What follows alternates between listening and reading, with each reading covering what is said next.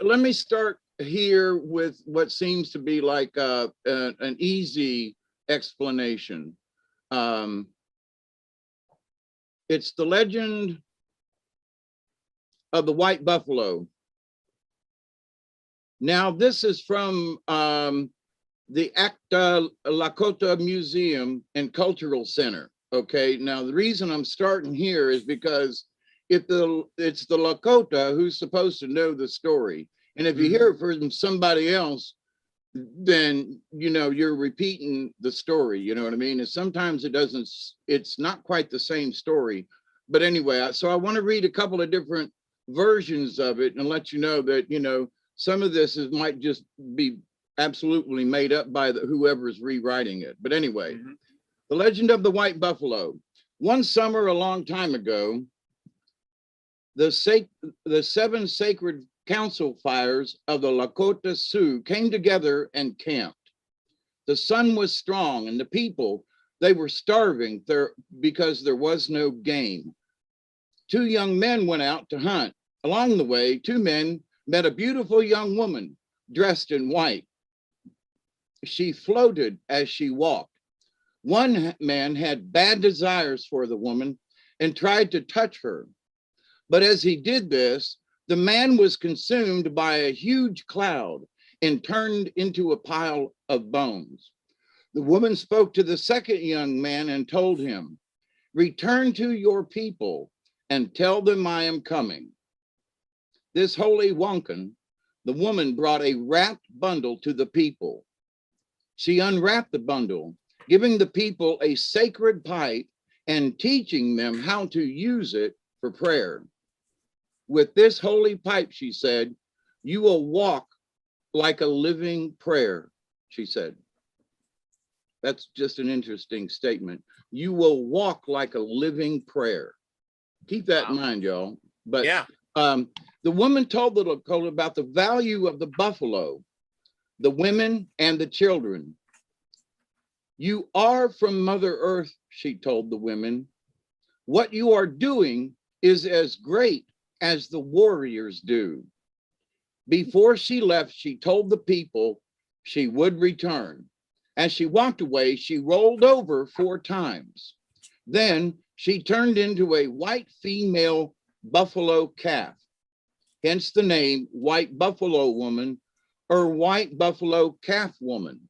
It is said after this important day, the Lakota honored their pipe and buffalo were plenty.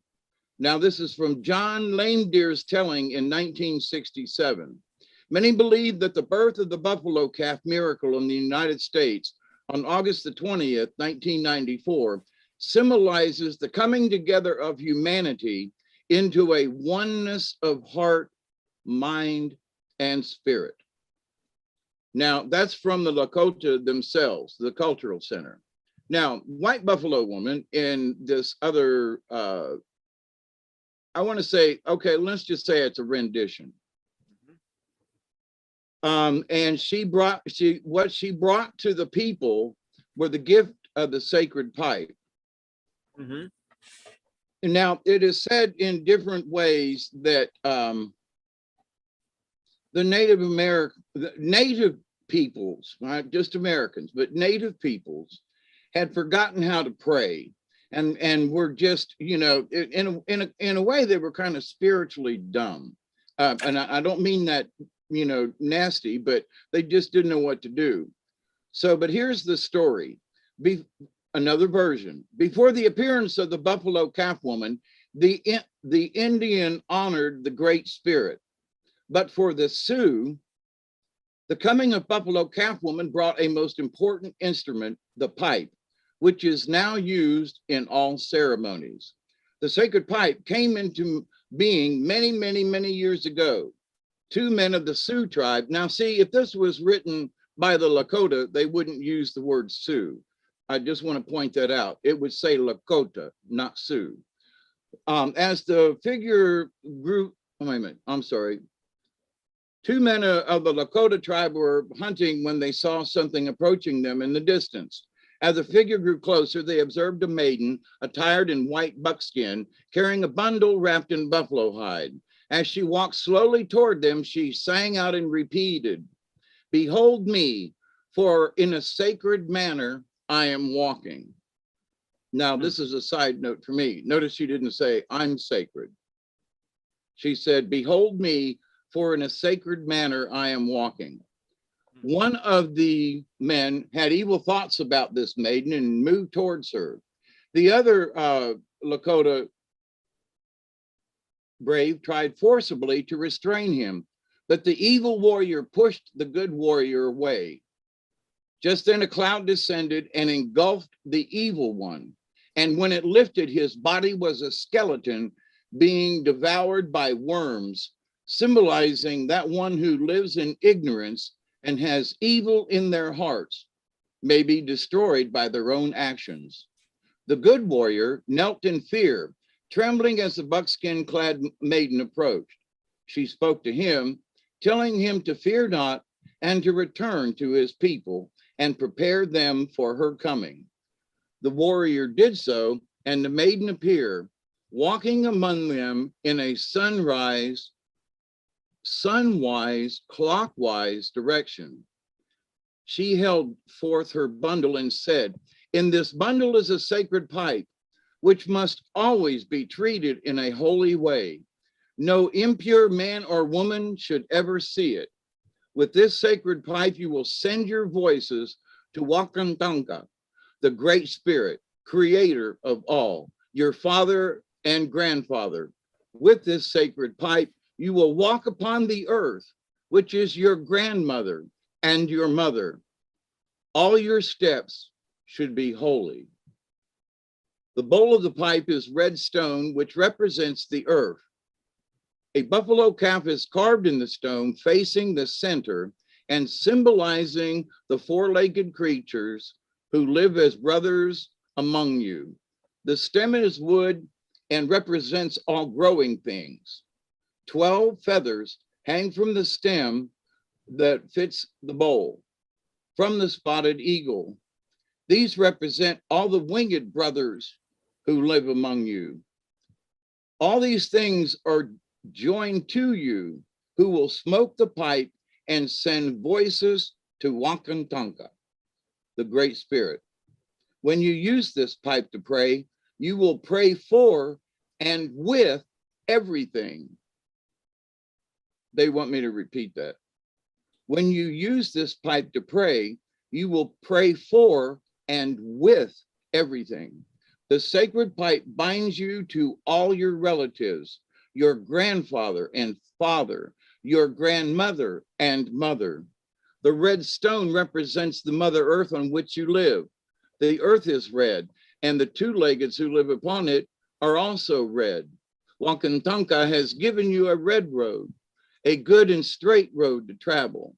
And you must remember that all people who stand on this earth are sacred.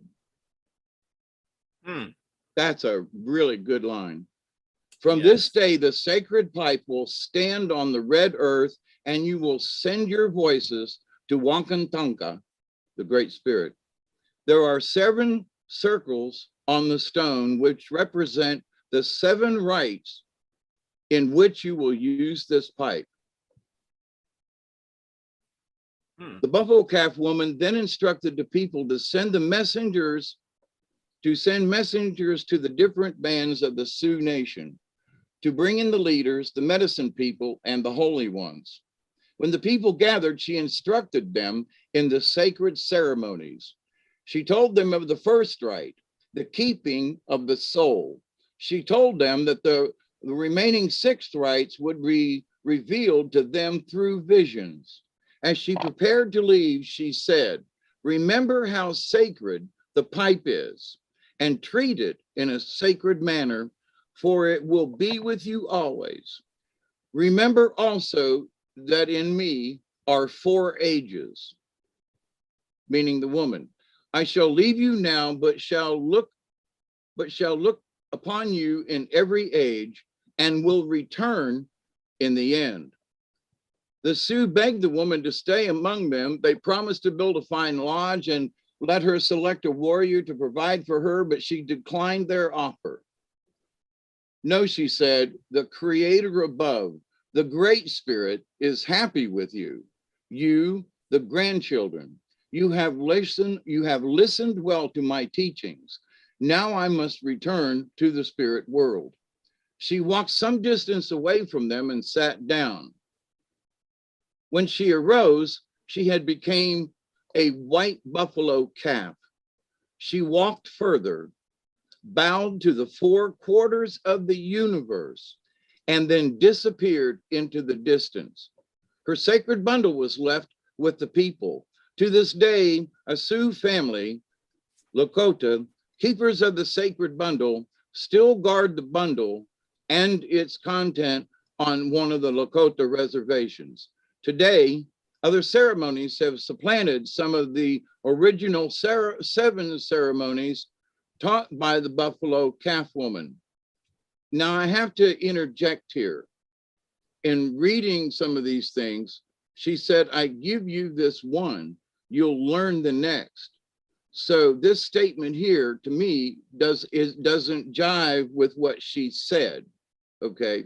So I hate to break into a story, but in this case, you know, she said, I'll give you this lesson, but the rest you have to learn. And now they're saying that today other ceremonies have supplanted some of the original ceremonies taught by the buffalo calf woman. She actually only taught them one, just saying. Mm-hmm. To go on with the story though, the sun dance, sweat lodge, and vision quest are still major ceremonies that are widely practiced. The pipe ceremony itself is now used to open gatherings, meetings, and sweat lodges. The pipe ceremony is used in naming ceremonies, in which one is given an earth or Indian name. It is also used in Indian marriage ceremonies. In times of religious persecution, the visible ceremonies had to go underground. Sweat lodges, which were common among most lodges and teepees in the early reservations days, started to disappear when Christian missionaries began to entrench their power with governmental authorities. The pipe was much easier to hide. Lakota spirituality also came to depend for its secret expression upon the pipe. Now that Native Americans have won back their religious freedom, the pipe ceremony remains established. Mm-hmm. Buffalo Calf Woman told the Lakota where to find the sacred red stone to make the peace pipe. In the pipestone quarries in southwestern Minnesota, near the town of Pipestone, the Sioux and all the other Indian nations dug for their red stone in peace. They also traveled to and from the quarries in peace. No warfare was allowed. Peace councils were often held in this place. Mother Earth is now in grave danger. Why not turn to ceremony, at least to get the feeling, the message that Mother Earth must live? She is speaking to us quite strongly now than ever before. Let her speak also in ceremony. We can gain a special resolve by communicating within the ceremonies, by listening to nature through nature-based ceremonies. We can be like the Lakota. We can adapt, we can live, and our planet can survive. But with all the pollution in our streams, rivers, and oceans, we are at great odds. Now, the 7 sacred rites, traditional rites, are the keeping of the soul. The next is the sweat lodge ceremony or rite of purification. There's the vision quest. Then there is the sun dance ceremony, the honkapi, making relatives, preparing a girl for womanhood, and throwing the ball, as this one particular reading has it. Mic drop. After that, good night, folks. I love you all.